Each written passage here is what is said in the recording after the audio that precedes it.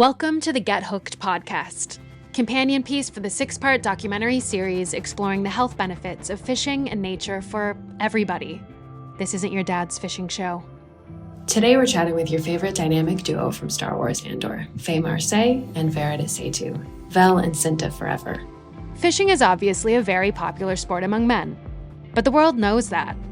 In this series, we're trying to shine a light on other humans' experiences with fishing and nature. That is not to leave men out of the conversation, no.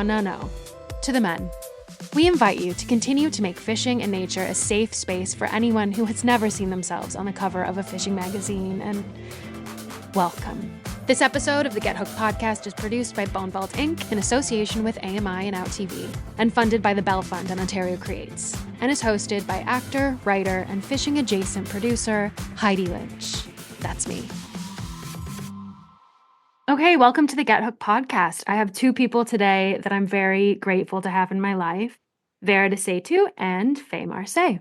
Hello. Hello. Hello. I wanted to start off with a shameless plug for Get Hooked, the series. V, you came to the screening last month, and it was so nice to have you there. It was such a good day. I was just wondering if you could offer any reflections on what you saw or like how you would share it with somebody else. What I loved the most about the show was, as someone who doesn't know anything about fishing, doesn't really care, if I'm being honest. How dare you? I saw it in a very different light, because I think I always just saw it as kind of a boring thing to do, I think. I'm so sorry. I'm shitting No, be all over you. honest. It's fine. Honesty, my friend. Like one of your favorite things to do, but because I'm someone who I think I completely forgot that it comes from, like, there's so much connection involved in it, actually. And that's what I loved. It wasn't boring at all. I was enjoying so much hearing about all the different stories, like, of people, how they found fishing, how they found their way into fishing, and also the diversity in the people that you brought to the show as well. I loved that. And I also loved how it educated. Like, I didn't know anything about the fish. I didn't know anything about the equipment involved in fishing. So it's like fishing for dummies, you know. It's like it really broke everything down to a really, really basic level. And you don't feel left out when you're watching it in any way. And that's what I loved. Aw, thank you. Yeah, that was so much part of the intention. And also, like, making a show for myself when I also don't fish. I like to go with them. I like the connection part, but trying to make something that I knew someone like me would enjoy too. I will throw shade back at you though, because do you remember when you guys, when I say we, I was in a pube vest for 2 seconds. Coming in with the content. Pube Fest. In season 1 of Star Wars Andor, I played an Aldani woman, and I wore a beautiful costume, which included a sheep vest that I nicknamed Pube Vest. When you guys did Star Wars season 1 of Andor, maybe this is just indicative of how batty and tired we all were, but Faye went and bought herself a fishing rod one day. I remember that. You and Sule were like, you were so fast. You watched her, and I was like, wow, they're really. I was like walking away. I was like, I'm too tired to. Do you remember? I was like, how do you do that? And how do you do this? That is true. And I think you were just dying for something new. Do you remember that we went down to the loch and there was me, you, and Sule, and I was like, I'm just gonna go and do this real quick.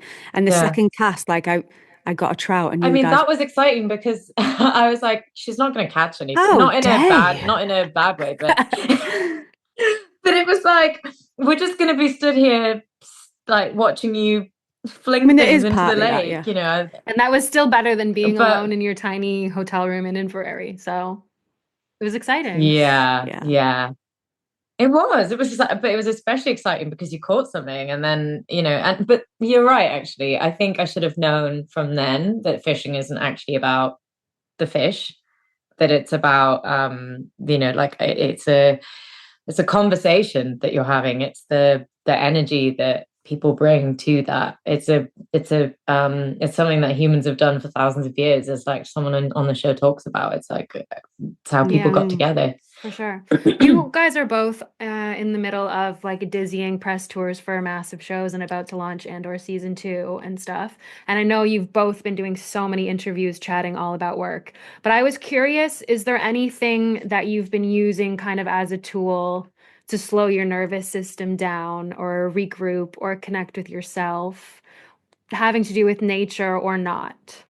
That's such a good question. I mean, I learned the importance of this while we were filming as well. The needing to wind down and taking care of myself. Weirdly, I do find going to the gym is a good like release, lifting weights, but failing that, because sometimes you don't have the capacity to even do that just physically. I meditate. I wish I had a less cliche answer to that, but I've really gotten into meditating and journaling, just like a stream of consciousness, just writing. And it helps me sleep better. It helps me in some ways process what's happening, because obviously the speed at which you think is a lot faster than the speed in which you write. So just by nature of having to write it down, you kind of have to slow it down, and you have to structure that sentence, and it's you name those feelings, and it just means that you get it all out on the page and you can sleep properly. Yeah. And you don't have like an emotional hangover the next day. It's like it makes space in the head as well, doesn't it? There's definitely a feeling of like, I don't do the journaling thing a lot, but any time when I'm super worried, like before bed or whatever, if you do that, there's just a bit more space. I don't know. I'm with you on that one. Yeah. And for me, mine's cliche as well. It's like walking the dog. It's like going for an hour or 2 hours with the dog. It's, it's really basic and like it's almost basic. But getting into the trees, it is. But that's a proven thing. I was reading something the other day about if we're getting into the science of it, that walking helps your brain process things. It's got something to do with the eye movements that you do, like because you're constantly scanning the horizon. There's something about that helps. I might be pulling this out my ass because I did read this the other day and it's like disappeared. But it's something about activating. It makes sense. Activating both sides of your brain. So if you've got a problem you want to solve as well, like if you go for a walk, you process things and you find solutions quicker because you're activating all sorts of parts of your brain. I wonder why it's so hard for like people to just go for a walk and I know time and all the rest of it is a thing, but why we're so opposed to it. We're opposed. Naturally our body go, no, I don't want to exercise, no, I don't want to go for a walk. For me it's the weather. Okay, yeah. I won't lie, it's the weather. There we go, it's the weather. It's the weather. But it's nice now. Yeah. I would definitely, I mean, I'm gonna go for a walk after this just for funsies. Yeah. But it's that thing of like sitting in your kind of miserableness that we gravitate more to that, like, oh, I should go for a walk. But like, what I wonder why it is that there's no it's not a natural kind of like, yep, I'll do this and I'll be fine. Because you know that if you do go to the gym or whatever it might be, you might feel like 5-10% better, which is better than feeling like the shit that you're feeling right now. Do you know what I mean? Your brain like perceives it as effort, I think, and our brains are so wired to do the easiest thing. But yeah, it's so silly because you always feel better after. I think it's that. I think it's also we talk a lot about the fight or flight response, but there's also freeze. True. That's the third one. And I think that's what's actually going on, because I go through the same where I'm suddenly like, I'm going through something, I don't want to talk to anybody. Like I self-isolate if I'm going through something. Yeah. And I think it's the freeze response, like not wanting to work out is like, there's something about physically moving my body that feels not right to me right now. Yeah. I really like the expression that a change is as good as a break, because as someone who has a busy brain, and I know both of you do too, when people are like, just take a break, just relax, that can feel very hard, especially when you're coming off of a high octane, press campaign or shoot or whatever. I know you spend some good time in India, and Mexico is also a place for you. And I was just curious, like what, and I know part of that's to do with family and stuff like that, but is there anything sort of about being in a different landscape or a different environment with different food and different smells that helps you recharge to be able to come back and do what you love to do. 100%. I think for me, what traveling does is it completely takes me out of the environment and the same patterns of thinking, patterns of thought, or routine. Because routine it can make you feel really like secure, right? But it can also, if you're stuck in a pattern of thought, the routine kind of becomes associated with that pattern, whether it's the stress of work or relationships or whatever it is. So I think taking yourself out of that situation is similar to going for a walk. It's like there's so many other stimulations. That's what it is. There's so many other things to look at. Yeah, I suppose. exactly. So many other like sensory inputs going on, like the smell, the food, the taste, and also just the people that you meet if you're somewhere else. Like, you're going to meet people that think differently, that speak differently, that have different cultures and different stories. It kind of just makes the world feel a bit bigger, and anything that kind of expands your.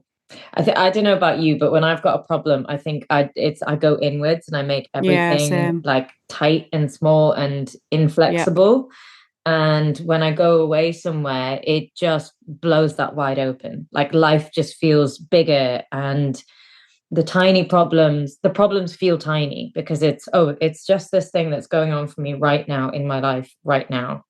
And it can feel big because it can be, it's generally something that's important to you, whether that's work or, family or whatever. But it's, in the grand scheme of things, I think going away somewhere, it puts things into perspective for me a different perspective. And exactly, I love that saying. I've actually never heard of that, but I love that. I really, really resonate with that. That change is just as good as a break. Yeah. Or change is as good as a rest. That's what I used to get when I was misquoting. No, I mean, it's the same thing, isn't it?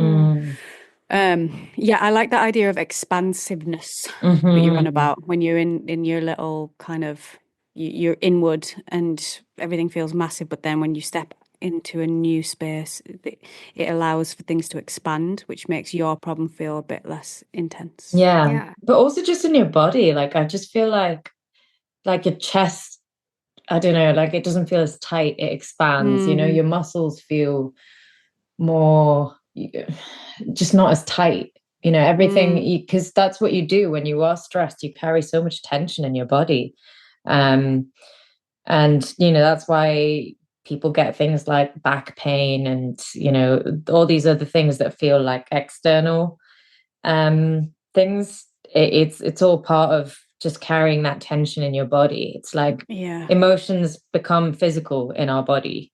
That's like a whole study that's going into it. So putting yourself in a different position, in a different environment, I think it helps me release them a little bit. Yeah. It's interesting too. I love your reflection on meditation, and I wish I could meditate. I probably just need to try a bit harder, but even you shouldn't try hard at meditating, but watching people fish, I find very meditative. And I watch them go into this meditative state where I think because your body is physically doing this repetitive motion or has this framework it has to repeat, your mind can actually relax and you're not focusing on blanking your mind or not thinking or, and I think same as change is as good as a rest. I can't just take a rest. I don't think I can just meditate. I think I have to find like a meditative action or activity that helps me be undeniably in the moment. But yeah, I get that just from watching them fish though. Which is amazing. You just have to find what works for you, right? Like, I've got ADHD and I know that you've spoken about you as well. And I definitely was someone that was like, meditating is just not for me. I just can't do it. And I think I took the pressure off being good at it. And it's just something that I do. And I reflect on how I feel afterwards. That's what I do. If you compare how you feel before you go in, if it's like a 20-minute thing, and then how you feel afterwards, I always feel better afterwards. Sometimes it doesn't. Sometimes, like, again, if you're in freeze mode, apparently it's actually not good for you. because it kind of feeds into that loop of wanting to go more into freeze. I've really gotten into like this last year, I've just really gotten into like somatic therapy stuff, like reading. Oh, that stuff's Yeah, so amazing, isn't it?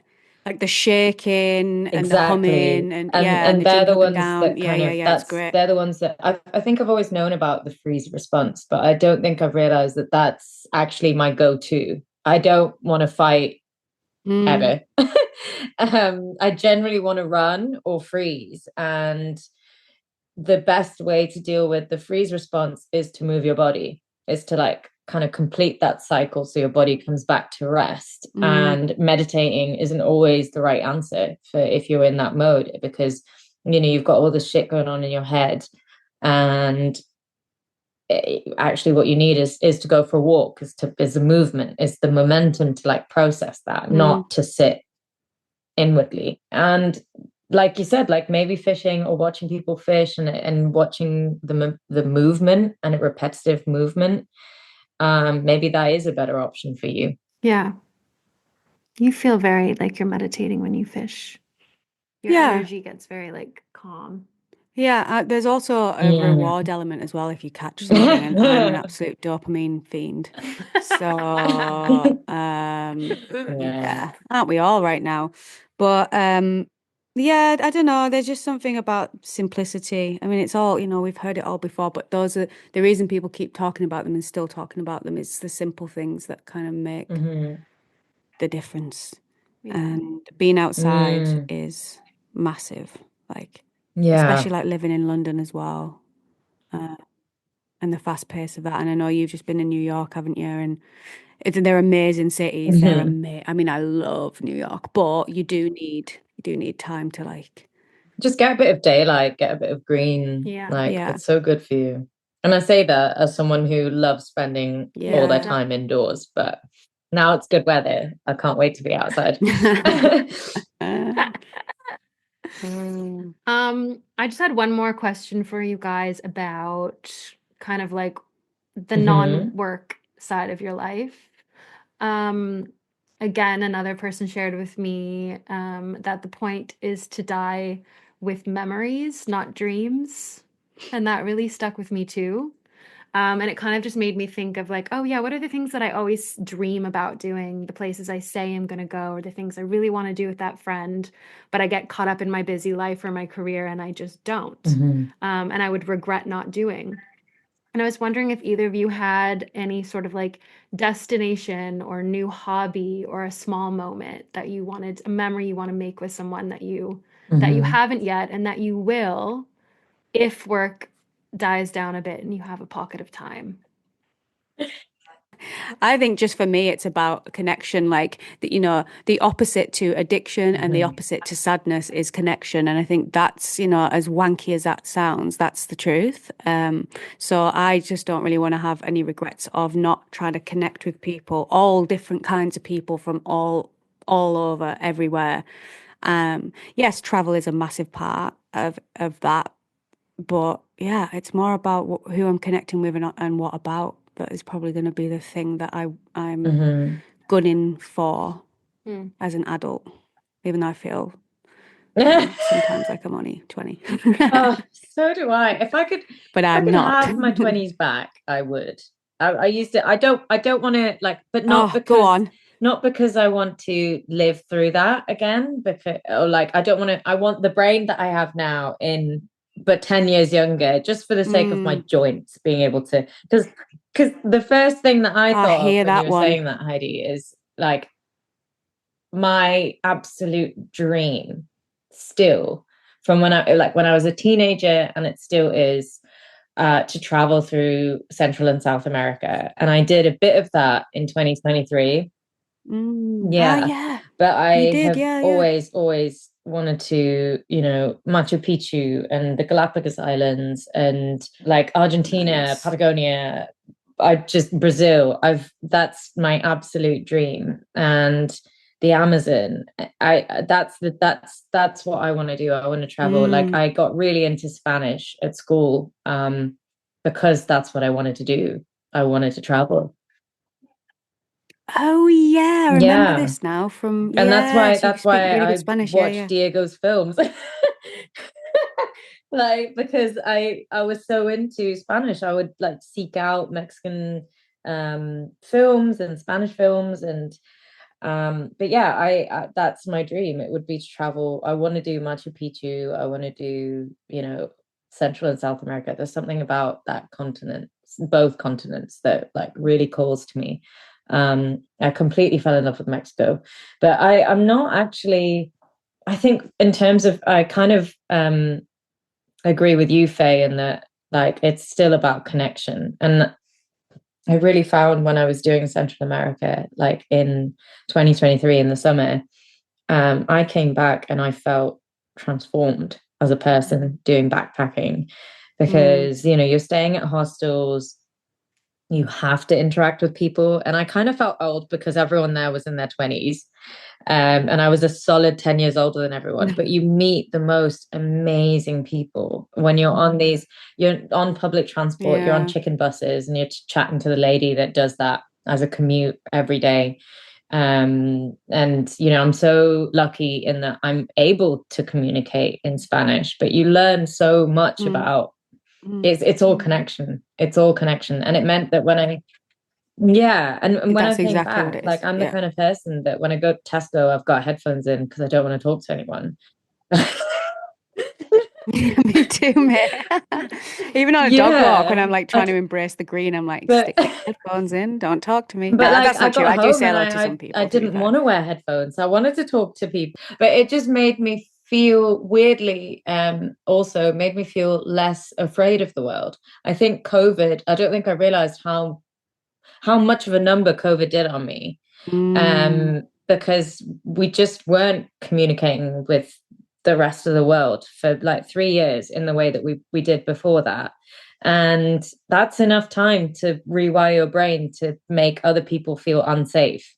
Not in a they're going to attack me kind of way, but just in a I'm not used to this, so I'm not going to indulge in that. So I've, since COVID, been always wearing headphones when I leave the house. I so rarely left the house without headphones in. But yeah, traveling just meant that all of that was just deconstructed, because you have to talk to someone. You have to ask them, do you know whether, like, I don't know, how to get to this place, or you make jokes, and I don't know, it's you meet people from all around the world. And yeah, that's my favorite thing to do, is traveling. That's what I want to do more of.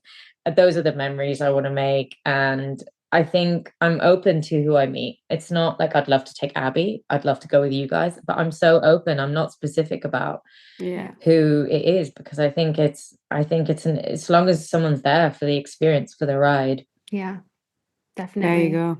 There's some Canadian playwright named Robert Lepage, has all of these articles he's written about how speaking another language taps into a part of your personality that you never would have known if you don't try to speak a different language.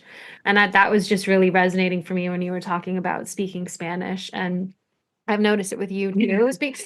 I don't speak any No. other languages, No, right? so hi family, and she was speaking Swiss, and then you came home and started teaching herself French. Let's get this in order here. Heidi speaks French fluently, and she speaks German really well. You speak Spanish. I speak Northern, and you know, I could do with some other parts of my personality. Speaks it really well. Yeah, no, it's something that I wish like I'd done at school and taken seriously. I mean, we did French and we did Spanish, but no one really, it's gonna sound awful, no one really cared. Nobody wanted to do it. And so I got on the old Duolingo. Other accent apps are available. And yeah, did a solid 2 weeks, and now No, I've you come should back do off it. it. You should So, keep doing it. You're doing good with French. I'm doing all right. Yeah. So, it's that thing of like that extra gateway into another culture, I guess. I think that's exactly it. I get so excited at the fact that there's a whole world of people that you have access to when you've got language. Yeah. Do you still use forgive me, V, I don't even know the name of the language from Kerala, where you're from. Do you still speak that with like your family over there? Yeah. I speak Malayalam, and I speak it with my mum, with my cousins who are here. I'm always a bit tentative at first because I don't want, like, it's just doesn't come as naturally to me. But you know, when I go back to India, it's also kind of exciting. It kind of just flows out of you, especially if I'm angry. I don't Do you know have like why. do you have like an English accent though? Like, do they know that you've been over in England when you're speaking that, you know what I mean? Like, like Yeah. you get an accent, right, when you learn a language. I think for about 20 minutes, I've got a slightly accented Malayalam, but I'm quite good in that I pick up sounds quite quickly. And it's funny, it's my English that becomes accented. It's my English that gets an Indian accent. When you're there. Right. Yeah. It's so different when you actually get to immerse in the culture and speak the language, though. Like when I'm trying to speak French at a group here or something, going to Switzerland or when everyone's speaking it, it's much easier to get into the flow. Okay, cool. Well, thank you so much. Merci beaucoup à Varada, Sethu et Fayes Marsay. Ta from the north. C'était le Get Hooked podcast. Yeah, thank you guys so much, and thank you for watching the show. And so excited for everything that you guys have on the go, but also just excited for you to get to have some real human time in your own lives and reconnect with nature. You can check out the documentary series Get Hooked in Canada on AMI-tv, AMI+, and on OUTtv.com in Canada, the US, Australia, and New Zealand. You can get those through Apple TV and Amazon Prime. On OUTflix.com in the UK and Ireland, and on OUTflix via Allente in Sweden, Denmark, Norway, and Finland. Lastly, fish on, shoot on, or tree on, whatever you do to get your nature kicks. Just get outside and enjoy it. Thanks.